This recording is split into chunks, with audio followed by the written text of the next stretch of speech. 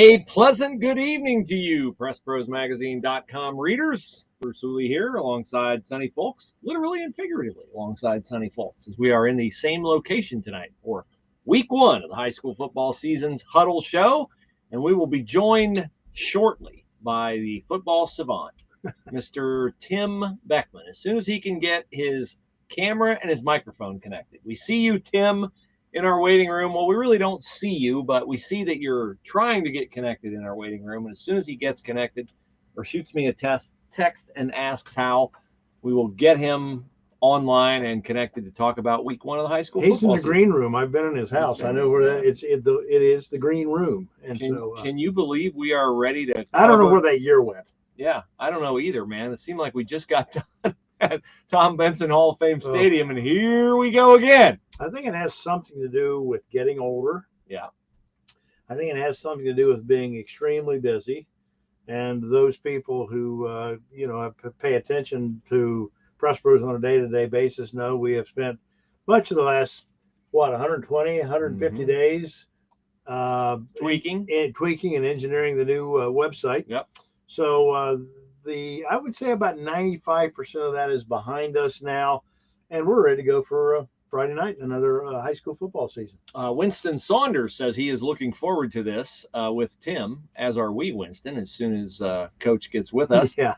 But Coach has my cell phone number, so I assume that he will be texting or calling. He's probably, who would he be calling to in the house to, hey, help me find my microphone and camera, enable camera. Or maybe he's connected and he's not trying to get in because we told him 8:10, and maybe he's just that's probably connected and he's off having a beverage. Probably that's probably it. Otherwise, it would be Denise looking for him. So there we go. All right, there so you go. Week one, Friday night, we'll be covering for sure Wapak at Marion Local. Yes, sir. A rematch of last year's game that you told me today. Wapak has had to score where? They have had. I think they got it tattooed, probably someplace obscure, but someplace that you just can't miss on a daily basis. 31-6. I know a lot of those kids. That's a pretty good football team. I was there last year. You said they were over 500 last year. Wapak. They were what? You said they were over 500 last year. Well, yes, but they're a pretty good football team. Yeah. And I was there last year, and that was upsetting to them. A Division III team that gets knocked off by a Division VII team then. On their home field. And on their home field, and big plays galore by Marion Local all night long. Plus, Marion's defense, which turned out to be their saving grace throughout the year. Not that they couldn't score, but I mean, they had 5 shutouts, I think, during the regular season. I can't remember number 67's name. I don't know, but he dominant. He was a beast, but dominant. It was just one of those games. You knew when they walked to the locker room, they're going to say, okay.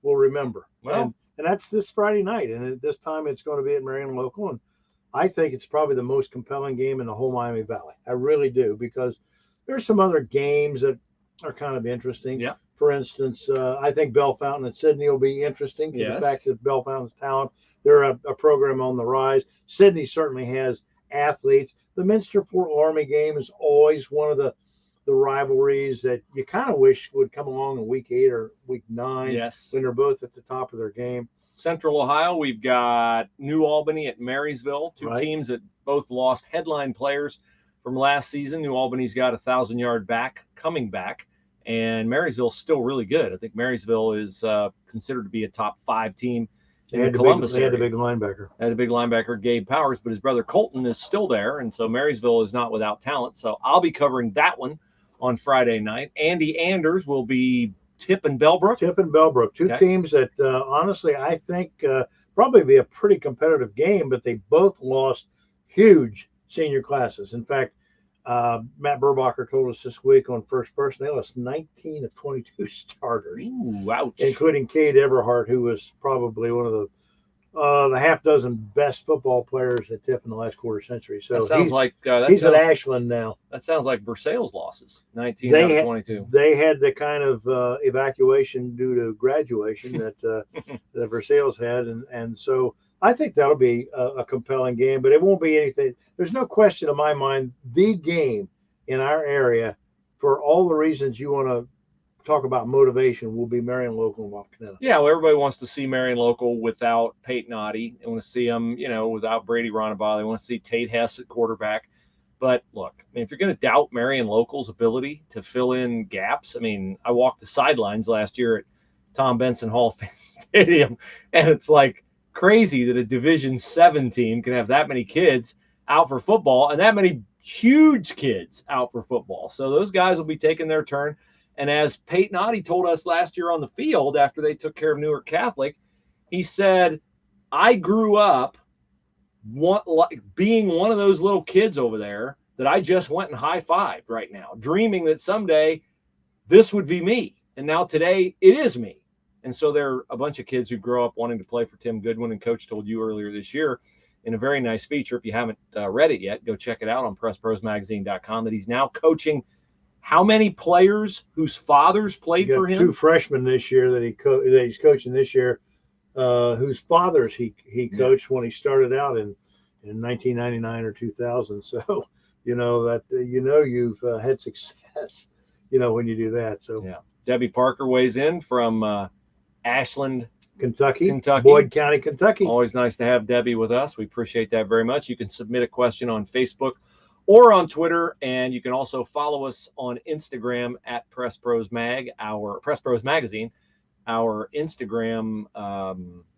What's the word I'm looking for? The person who runs our Instagram. There's a name for that. I can't think of it. Administrator, which proves that it's not me. Yes, our Instagram admin would be very happy if you follow us on Instagram and if you tell your friends about it, because she has some very definite goals in mind for the PressProsMagazine.com Instagram this season. We are a service of Lehman's Hardware and Old Time General Store located in Kidron, Ohio. If you'd like a $50, there it is, $50 Lehman's gift card, get your entries in for the month of August to PressProsContest@gmail.com, PressProsContest@gmail.com. Mr. Folks is an avid customer of Lehman's Hardware, both online and in person. If you're going to the state football finals, and you don't know who will be, we think there'll be several teams from our coverage area who are. Take a little detour 4 miles south on Route 30 on your way to Canton and hit Lehman's. You'll love it. You will better budget, 2.5 hours though, right? Yeah, you'll spend not to get there, but to be in the store. So, never come home without a hoe. No, never come home without a who makes the hoe? The Amish hoe? Yeah, that kind of hoe. The Amish hoe. H-O-E. An H-O-E. H-O-E. I got a garage. And I was enlightened that hoes come in right hand and left hand. With a cast off left hand or right hand. So you say. You pay attention to the hoe you bring home. So let it be written. So let it be done. Said, yeah. There you go. All right. So let's go through the rest of our games in week 1 that we have our eye on. Coldwater, state runner-up in Division 5, now playing in Division 6. An extremely state runner-up in Division 6. Now in Division 5. No, now still in Division 6. Coldwater is still in 6 because Coldwater is in with Cary, the state champ in Division 6. Marion Local, which is Division 6, and Kirtland, which is 6, along with Versailles, which is 6. So there are Marion Local, Cary, and Versailles all in Division 6, all 3 state champions. And Kirtland is in there. Coldwater actually moves up. I'm wrong. To 5. Coldwater moves up to 5. Like I told you, Coldwater moves up to 5. I'm out there every day. Yeah, I know you. Don't doubt me. All right, so Coldwater moves up to 5. 5 or 6, and they're 5. They're playing at Kenton. And they, particularly as a Division 5 team, they need Kenton to win some games this year. They got that many computer points out of Kenton last year. 0. Exactly. Kenton had a rough year last year, but the WBL is going to be a better league this year. Yeah. Wapakoneta was good, and that league is always very competitive.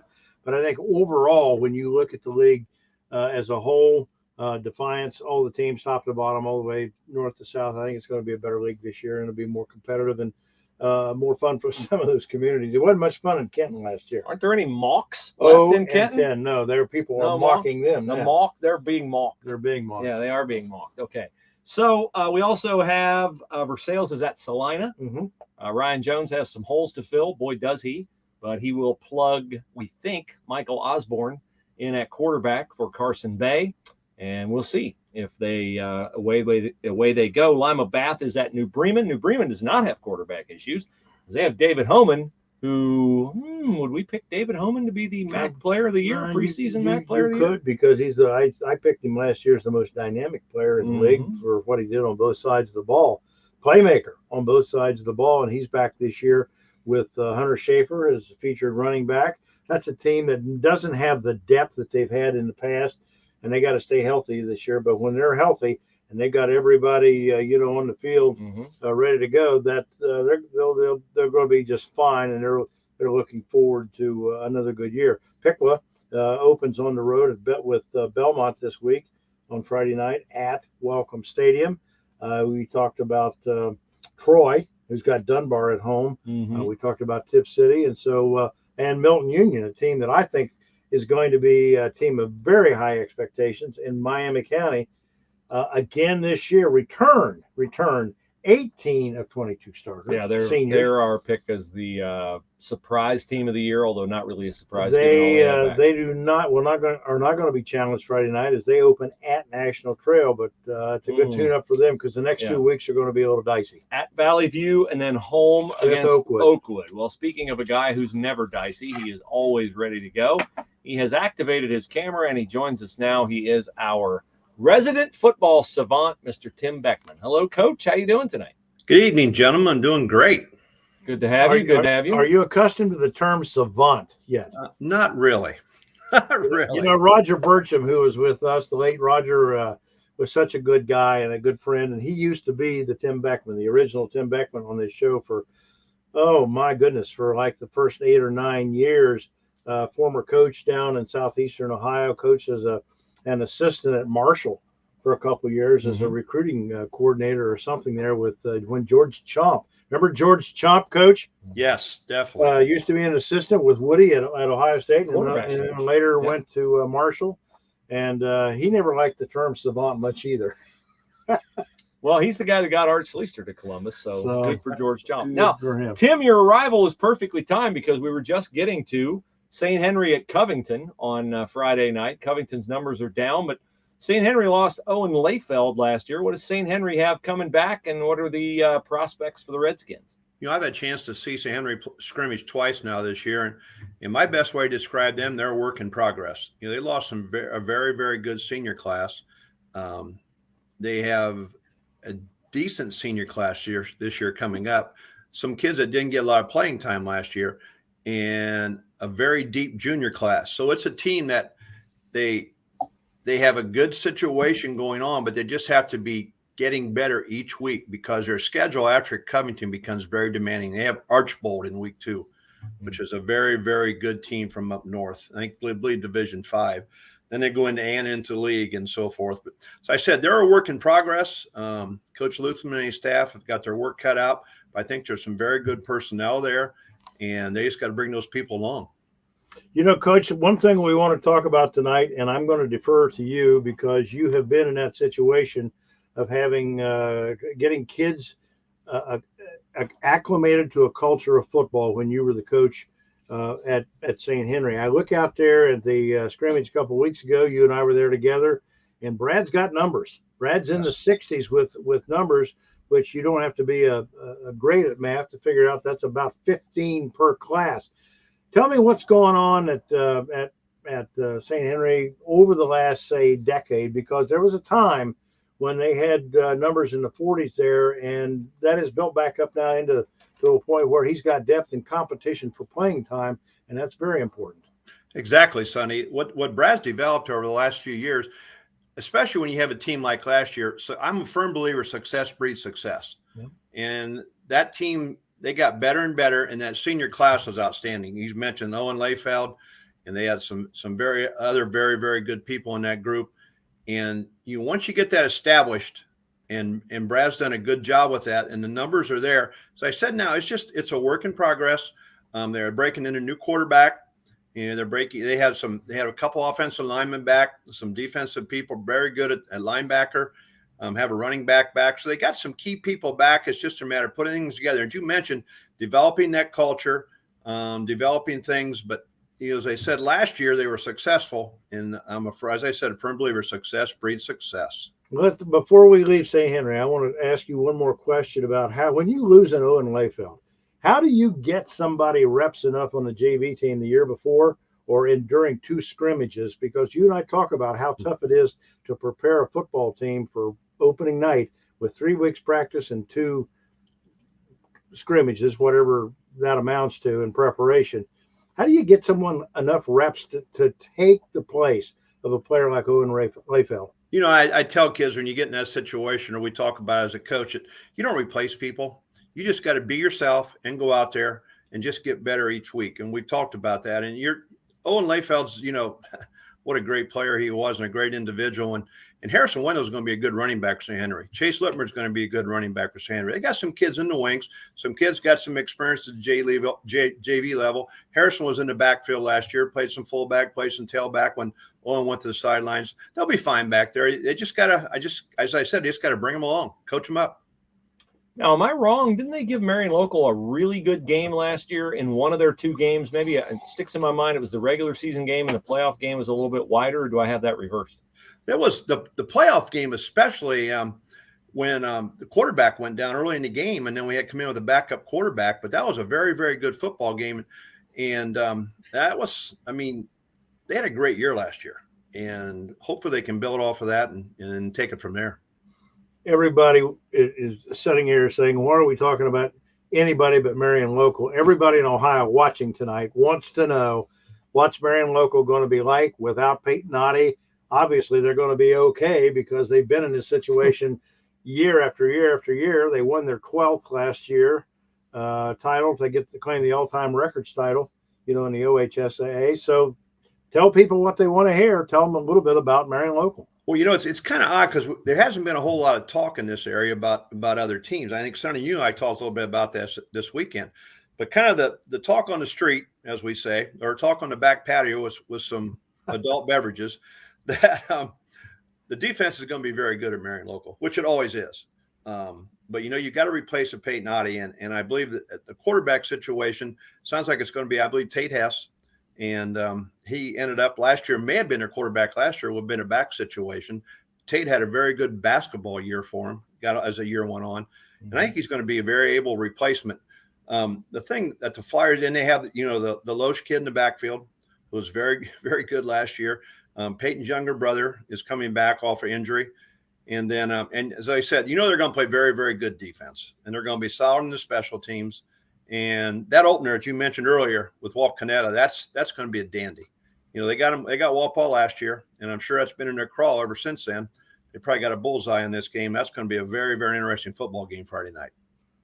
I don't remember if you went to that game last year or not. I was there, but I don't remember if you were there. No. The way that Marion Local came out and looked like they'd already played for 6 weeks in the first quarter. If I remember right, I think they got shut down in the first possession, and then they came out in the second possession. It might have been, and it was sort of what we saw against what they did with Newark Catholic. This is a team that historically makes great adjustments in the game at halftime. Like Newark shut down the run, but we got something else for you. Yeah, Coach Goodwin and his staff are so good at that. And we've talked about that too, Sonny, that they're able to make those adjustments. And last year, whoever thought Marion would have beat a team throwing the football the way they did against Newark Catholic? You know, they made those adjustments so that game progressed and just opened that game up. And that team, I said, they're so well coached. Those fundamentals they're there from junior high on up. And again, as I mentioned, success breeds success. And they've got so much continuity within their coaching staff. And it's just it's just a good thing going on over there. Well, when you talk about success breeding success, I mean, obviously Marion Local's the quintessential example of that. And then we cover the OCC as well over here in Central Ohio. And that's probably most true, I would say, of the teams in Pickerington. Pick Central, Pick North. They're both going to be strong this year. Pick Central opens up at home against Olentangy Liberty. Pick North has Lancaster at home. As I said, we're going to cover, I believe, UA at Reynoldsburg. That's the debut of Todd Fillmore, former Northwestern wide receiver. Steve Blackwoods did a nice job profiling him this week on PressProsMagazine.com Central Ohio pages. The Hilliard schools, we've got Bradley plays at Olentangy Berlin, and Darby is at Orange. So those are our headline games in Central Ohio. Besides, as I said earlier, New Albany plays at Marysville. Tim, how much did you find in your coaching career at St. Henry that the team you got on the first Friday night of the season was a surprise to you based upon the way you had practiced, or did it for so long, maybe you got to the point where you weren't surprised. But is it pretty common for teams to play in their debut like they practice, or do they get too amped up and sometimes maybe don't start to settle into the team you expected until week 2? Bruce, that's a great question, because that's year in and year out. You just don't know what you're going to get game one, because scrimmages anymore, some are so controlled. Do 8 or 10 plays. They won't punt. They won't kick. If they do punt and kick, some cases it won't be live. Some coaches don't want to do that. So you really don't know what you're going to get. The thing that you do get week one is you get teams that are hungry, teams that are, in most cases, they're fine. They're not tired. I found out, watching a couple of scrimmages, teams sometimes are tired during the scrimmages because of all the work they put in and the heat and so forth. But no, you just never know week one, especially with the special teams. You just don't know what you're going to get out of them sometimes. That's what I wondered. Like, did you spend a lot of time in your practices prior to game week repping the special teams stuff? Because that can win you a football game, any week, but particularly the first week where you may not be sharp on extra points. You may not be sharp on punt coverage or kick coverage. Did you spend a lot of time repping your special teams before you got into game week? Because if you save it for game week, you're taking away from, what I would think you'd want to spend a lot of time on, which is your offensive and defensive game plans. How did you get to a point where you reached a comfort level with your special teams heading out into week one? I don't know if you ever reach a comfort level going into week one, but we did that every day. We did the punting games one day, the kicking games the other day. And we got into our scrimmages, especially our second scrimmage, we would just take a point in time and kick some field goals, maybe kick a couple extra points and just move the ball around and do some punting with the other. And we worked with Ottawa Glandorf. We've done a lot of scrimmages with them, and that's a great situation up there with Ken Schreiner. And we had some excellent scrimmages. And you just got to prepare yourself the best you can. Hopefully things work out. But yes, we put a lot of stress on that in pre-practice for that first game. Let's go back and talk a little bit more about in particular, the MAC conference before we talk about some other area teams. And I said here a moment ago to Bruce about expectations at New Bremen, just because they've got David Holman back, Hunter Schaefer's back, the running back that was so dynamic in their championship game 3 years ago now. What are your expectations for them? Given the fact that they've got great senior leadership, they've got some dynamic players. I would question a little bit maybe some of their other skill positions in terms of experience, and certainly some of the experience they're going to have tackle to tackle, because as you've got those people up front have to stay healthy. Well, there's no doubt about that. But I'll tell you what, you mentioned David Holman. What a great player he is. And you build a team around somebody like that. I think Bremen's going to be a major threat in Division 7. And they're going to be, if they can get their offensive front together as the year progresses, you have the Schaefer kid in the backfield and so forth. And I think that's going to be a very, very good football team and a big threat in Division 7 this year. I really do. I want to ask you guys each, there's a difference between a best team and team that you think could be a surprise team, and the category I want to get into with you, which is, however you want to phrase it, most interesting team to you or most intriguing team to you. And I'll give you mine and I'll maybe help you frame your answer. The most intriguing team to me is Versailles, because Ryan Jones last year in year 3, you walk in there and you get a great sophomore class. And those guys totally bought into his vision for the program. And 3 years later, they not only win the state championship, they knock off Kirtland, which had just beaten Versailles' record for most consecutive wins under Al Hetrick. And you win the state title in the very last game on the very last night in a thrilling game. They lost a ton. They lost running backs and linemen and linebackers and guys and a quarterback, Carson Bay, who was just one of those kids that they will be talking about Carson Bay at Versailles High School 20 years from now. Tarantayo, the kind of impact that those guys made. And that's why, to me, they're very intriguing, because I know Ryan Jones is a really good coach. I know he's known this is coming, and he's been trying to build for it and prepare for it. That to me is why Versailles is my most intriguing team. How about you guys? Do you have a different choice? Coach? I would agree with you to some degree. And one other team that, I thought about this before the show tonight. Another team that kind of intrigues me is Minster and Coach Whiting. If you remember last year, Sonny and Bruce, that team was very, very young. I think he ended up playing towards the end of the season like 5 or 6 freshmen. He had a freshman quarterback, and he has some really good skill people there. I'm not sure what they have coming back up front, but that was Coach Whiting's. He came in there last year, his first year, and you set the groundwork, played a lot of young kids. And I'm just kind of intrigued to see where that takes him in this second year. But I'm also, along with you, Bruce, and I thought about it a lot, Versailles is also very intriguing because of, what they graduated. But Coach Jones has done a great job. I've seen some of their lower level teams. They've got some good teams over there. So that's going to be an intriguing situation too. My pick would be Anna. My pick would be Anna, and I'll tell you why. I saw them last year in week 3. And they didn't look very good. I saw them play, I think it was New Bremen, and they got thumped. I saw them play again, I think, in week 8. I don't remember who they played. Maybe it was week 9, but it was at the end of the season, and it was night and day improvement. And they were even a little nicked up, at that point of the season. So what I'm saying is that Nick Marino has done a great job of coaching there. He's got a great staff with him. And those guys really worked hard last year to prepare those kids and never quit. They finished, I think, 4-6 or nearly 500 for the year after a start that you would not have guessed they were going to be competitive at any point throughout the season. But they really came on and played a lot better at the end of the season. I'm really interested to see how much of that they carry over this year. And, Coach, again, you've been in that situation. All you need when you're 16, 17 years old is the belief that you can do it. Exactly. It's not an upset if you beat somebody if you think you can beat them. Exactly. There's no doubt about that. Well, I think Milton Union is intriguing to me because they could be this year's Versailles from last year because they returned a ton of guys. I don't recall yes, I do recall. Versailles had that heartbreaking loss to Roger Bacon in the playoffs in 2020. Yes. And man, that's one of those that you think about all through your winter conditioning and all through spring and all through summer.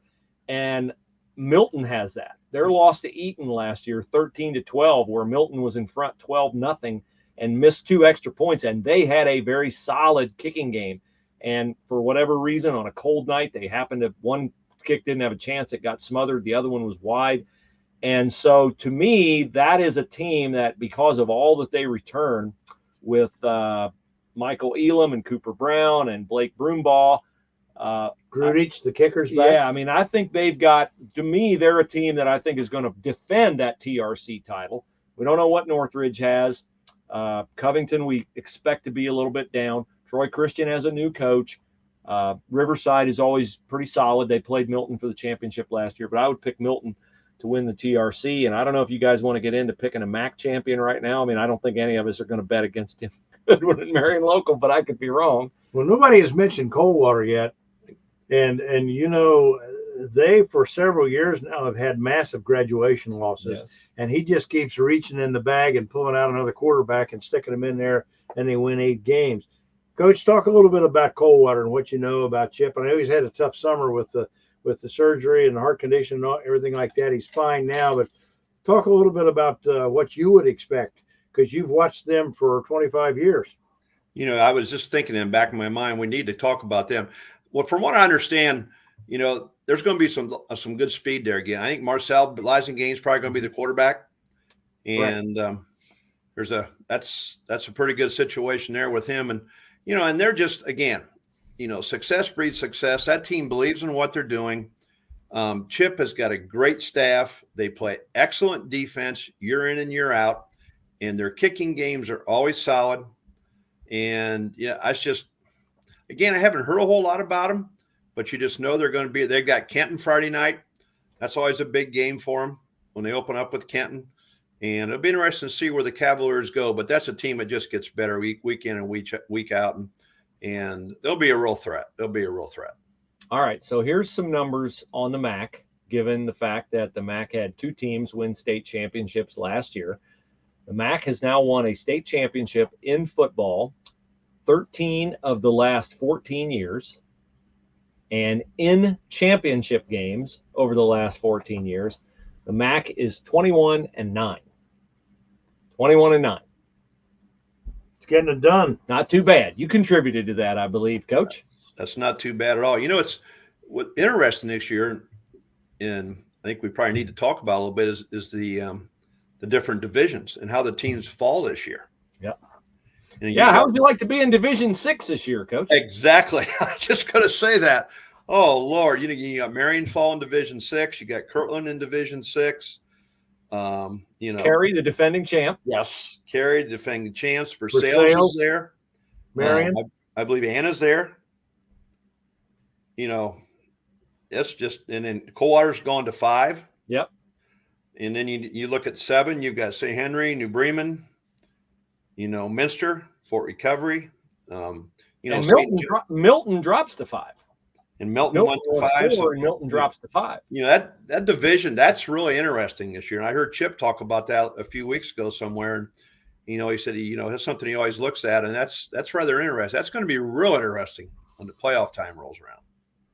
We haven't talked much about the MVL. We got to take a few minutes and do that. I'm going to start at Piqua because you watched the playoff game with me last year. I don't remember which one it was, whether it was Little Miami or the week after that, Edgewood. I don't remember who their opponent was, but I know you remember. I remember you saying to me, boy, they do everything well. He's got speed. He's got depth. He's got size. But they execute what their game plan. They practice the way they play the way they practice. I saw him play in a scrimmage Friday night against Northmont. Northmont's a good team, always has been. Good athletes, good size, good speed, got everything you need to compete in the GWAC. And Piqua went out and literally beat them in a very exciting game the other night for 3 quarters of varsity action. And the thought struck me, they played like they were in week 4 and week 5 already. And you just said about great staffs and continuity and knowing what to expect. Players, when they enter the program, they know what's going to be expected of them from day one. That's the way it is with Bill. And I wanted you to maybe expound upon that a little bit because they are the favorite again in the Miami Valley League. And I can see no reason why they shouldn't win and get back at least a deep run in the playoffs again this year in Division 2. Well, I have a large amount of respect for Coach at Piqua. He's done a fantastic job. The thing I just love about watching them play is, as you mentioned, Sonny, they're very well coached. They do things well, and they play with a lot of intensity on both sides of the football. And there's not a part of the game that they let down in, and that is coached into them. And I just enjoy so much. And they have the size and the quickness and the speed. An excellent quarterback, as you've seen last week, who's I'm sure has gotten better from last year. And that's a team that's definitely going to keep an eye on. I definitely want to see them play again this year. And they're another one of those teams that has that painful playoff loss to fuel you all off season long, because I firmly believe their regional final game last year against Winton Woods was essentially the state championship game. Whoever won that game was going to win the state championship. And they ran into just a buzzsaw of a player in Tyreek Spikes of Winton Woods. And Piqua gave them all that Winton Woods wanted. That was Winton Woods' toughest playoff game.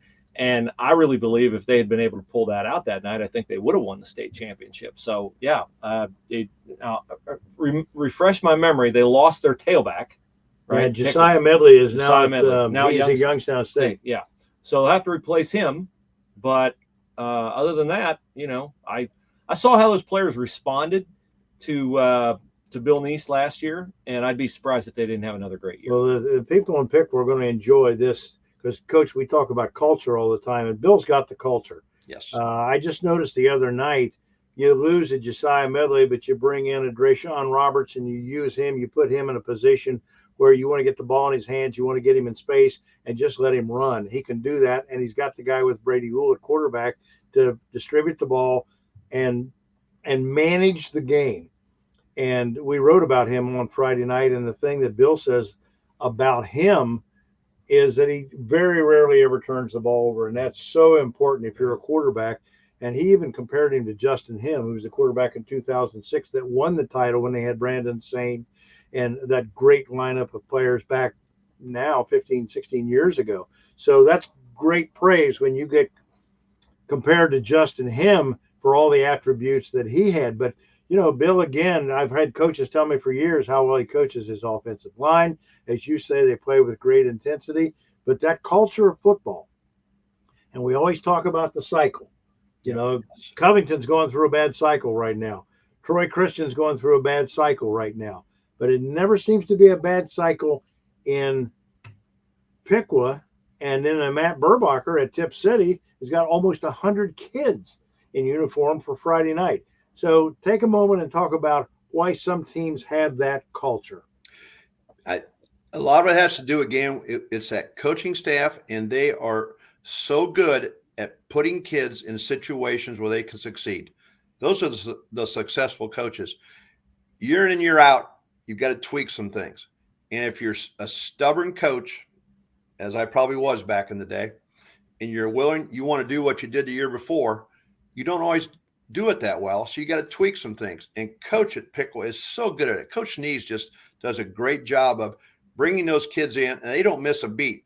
And that also goes along with the continuity down below from junior high on up. They're coached very well on junior high games. They're coached well in freshman games. They're coached well in JV games, and they're ready for that varsity experience and ready to step in. And it's so important to be able to put those kids in those situations where they can succeed on Friday night. Well, it's going to be interesting because up and down I-75 and over to Greenville, you've got Sydney this year with athletes. There's no question. They've got athletes. They open up tough with Bellefontaine on Friday night. Troy's got a new coach with, I think, Coach Everhart's his name. We just mentioned Tip City. We had Matt on our first person show this week, and he talks about the culture there and how they've added 40 kids to that culture in 3 years. I think Ty Cates was 4-6 last year at Vandalia Butler. They're expecting a rebound this year. So that's going to be interesting up and down. That rivalry between those 5 old teams up and down I-75 should be very interesting this year, and no less compelling than some of the games that we've been talking about, maybe too much, in fact. All right, so we got Reader Speaks comments, and then we'll get Coach on out of here and bid you guys adieu and look forward to Friday night and the first week of high school football in the state of Ohio. Coach, I want to ask you about the letter we got this week from the gal who suggested that we give high school baseball players $1,000 a year, to reward them for your time, for just the time spent. It's bad weather, it's cold, it's wet. Heck, those kids, no wonder they don't want to play baseball. Maybe we ought to give them a reward for incentive for their time. Did you ever think you'd live long enough to see somebody suggest that just the privilege of playing, the thrill of playing, the camaraderie of playing wasn't enough to make you want to come out and play football, basketball, or baseball? You know what, Sonny? I knew you was going to ask me that because we talked about that this weekend briefly. And I tell you, it doesn't cease to amaze me. Every morning I get up and I see things I just cannot believe that was said or that happened or what's going on in this world today. And no, I never thought that would ever come about. And this, we talk about the NIL. Where's that going to lead us in college? When's it going to come down to Ohio high school sports? It's just, I don't know. I'm at a loss right now, and I don't know where it's going to take us. Well, there's people out there who really believe that the old, and she made the reference to it. She said, I know how you feel about your take your lumps values. Well, I think at some point, if you live at least 50, 60, 70 years and you go through family and jobs and career and everything like that, you're going to take some lumps. I don't know how else you learn to handle disappointment and adversity if you don't learn it when you're a teenager on a football, basketball, or baseball field.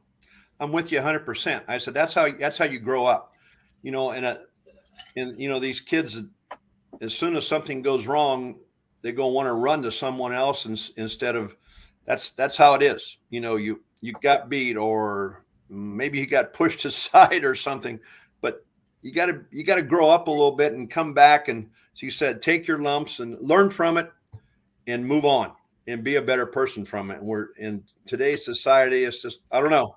it scares me where it's going. But I'm sure my mom and dad said that about me too when I was growing up. So it's all worked out. So we'll see where it takes us. Somebody wrote last week and said, we've talked so much about moving the baseball season ad nauseum, but they've moved the football season literally forward to take advantage of the fact that the calendar doesn't lend itself to 16 teams in a region. Now they're having to account for an extra week. What do you think about the fact here we are? It's the 19th this week on Friday night of August, and we're playing high school football already. By the time we get mid-season, we'll be into mid to late September. I think they're playing too many games personally. 16 teams, we can talk about that forever. We have as far as the playoffs go. And, we've talked about the mismatches early and so forth. And that's maybe for another time and another day. But I'm not a big fan of the playoff situation and the season starting this early. It's just, I don't know. I don't know where it's going to take us. And I just wish it wasn't the way it is right now.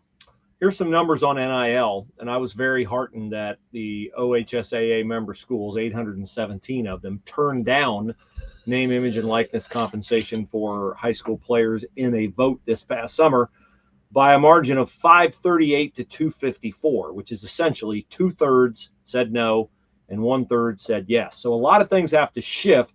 They have to get to a majority vote in order for that to be approved, which would be 409 yes votes. So that would be 155 schools have to switch their vote. I would think we're several years away from that. I hope we are several decades or generations away from that, because I share your concern about it. I believe it would absolutely at least triple the difficulties of being a high school coach, managing the egos, all the lessons that you get from hard work, delayed gratification, all the principles that I think are inherent in high school sports would be undone by NIL. I have my doubts that it's sustainable at the college level. I think we're in the wild, wild west now where sure, it makes great sense to give a quarterback at Ohio State a $500,000 car or a $300,000 car. I think eventually these businesses are going to have to look at, am I really monetizing this?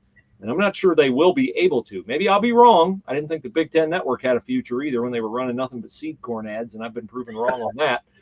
But I just I believe name, image, and likeness is it's the right thing to do in college when you have athletic directors like Gene Smith making $2 million. It's the right thing to do. I just don't happen to like it. And I don't happen to think that it's great for the sport. And I think when we offer these kids hundreds of thousands of dollars, it professionalizes something that people have grown to fall in love with because they perceive it, and that's the key word, they perceive it to be amateur. And I think when these guys are driving Mercedes and Bugattis, it's no longer a sellable perception that it's amateur athletics. It maybe never was, but at least when fans bought into it as amateur, that was one thing. But now when guys are driving those kinds of cars and getting $1 million deals for not doing a single thing on the field like Quinn Ewers did a year ago at Ohio State, then I think people take a little bit dimmer view of paying $200 for a ticket. But, I'm a least common denominator guy. My dad always taught me to just get to the core of the solution. And my concern would be, where are you going to get enough pickup trucks to give all these kids? Because I went by a car lot the other day and they didn't have enough to sell, much less give away. The supply chain has got to get a little bit better. So that would be, I first and foremost, that's the biggest concern about, maybe giving NIL to high school kids, especially out in the well, I get why you pay a college kid, because you don't want him to transfer.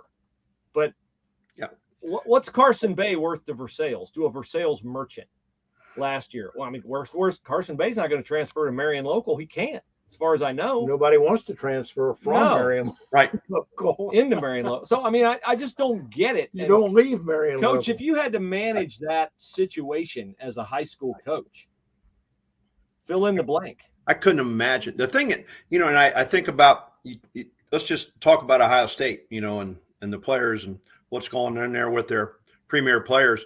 What's that doing to the locker room? I just wonder what's going on behind the scenes. These guys that are coming in there, and I'm with you, Bruce. It's a wild, wild west out there right now. And they got to get some reins on this and pull it back in. That's just the way I feel. We have a Facebook message from Winston who says, my brother Brent Saunders was on Tim's coaching staff many years ago at the North-South game. Yes, we had a great time in Canton. That was awesome. By the way, Steve Partington wants you to know that he's listening from Florida. And what would you think he's listening with? That's hard telling. All right, so I just got an adult beverage. Yeah, it's got a pop top on it. I just got a low battery warning because I forgot to plug in my laptop. So we need to wrap this up because we are at our 45-minute limit. Coach, we appreciate you joining us as always. Look forward to seeing you whenever I see you. I will be, of course, seeing you at State Football Championship weekend, but hopefully before that. Before then, yes. Always great to hear your perspective. Awesome. It was a great evening. Enjoyed it.